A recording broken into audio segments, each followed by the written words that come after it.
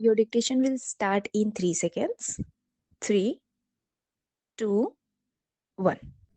Madam, the railway minister has again come before the house with his appropriation bill.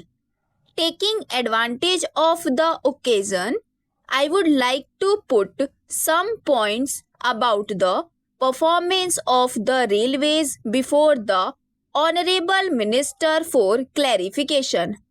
While the Honorable Minister has come out with his appropriation bill, he has also come up with another proposal that to implement the pay commissions award, he will have to raise some monies to the tune of rupees 320 crores by raising the freight structure of the Indian Railways.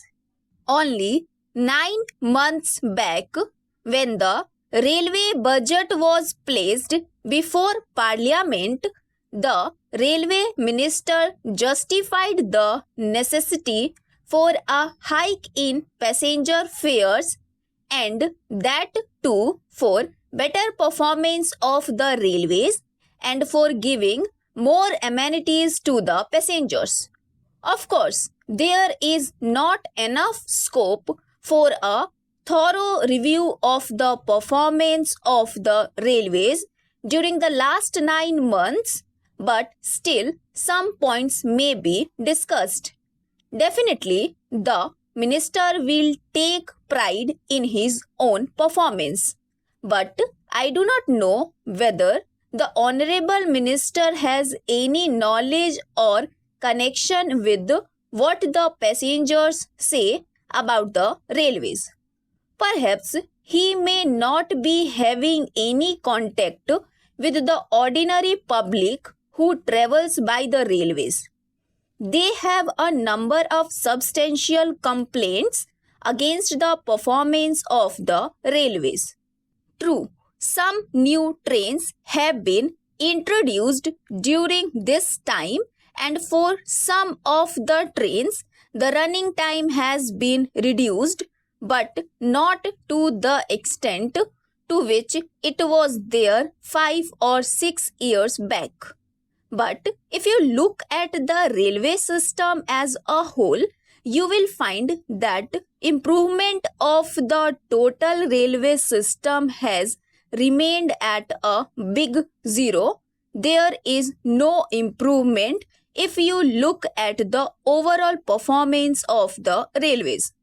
Madam, during this period, both the passenger traffic and the freight traffic have gone up, and that has given additional revenue to the railway administration. But what about proper utilization of the money that the railways are earning for the proper administration of the railway system?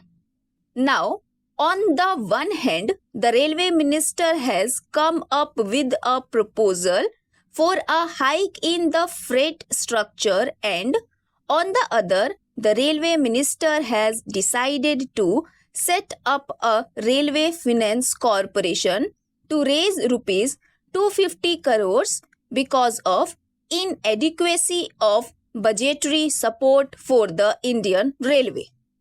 During the third 5-year plan, 16% of the national plan was allocated for the railways. Then it started reducing. In the 10th plan, it came down to 5%, and in the 11th plan, it is expected to be 6%. It means the allocation for the railways, which is the biggest public utility service in our country, is a very small fraction of the total outlay available in our plans. Who is responsible for this? Are the public to suffer for this, and will the government every year come up with proposals for raising passenger fares or the freight structure? Only 9 months back, they came up with a proposal and raised the passenger fares.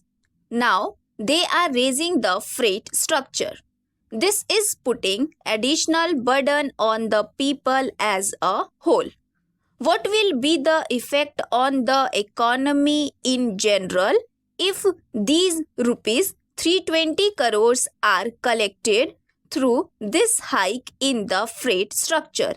It will have a disastrous effect on the total economy.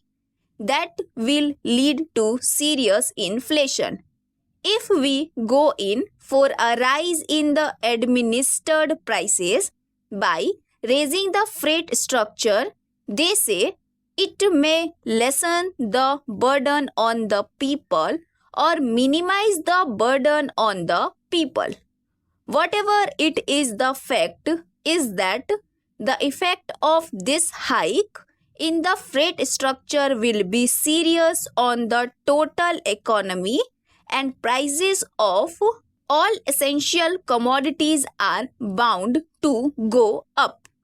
So, madam, I feel that the railway administration is putting additional burdens on the people several times every year.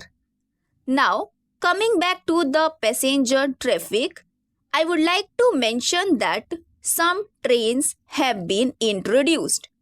But I do not know whether the minister has any experience of traveling in the second class or in ordinary trains besides the Rajdhani or 2 or 3 superfast trains.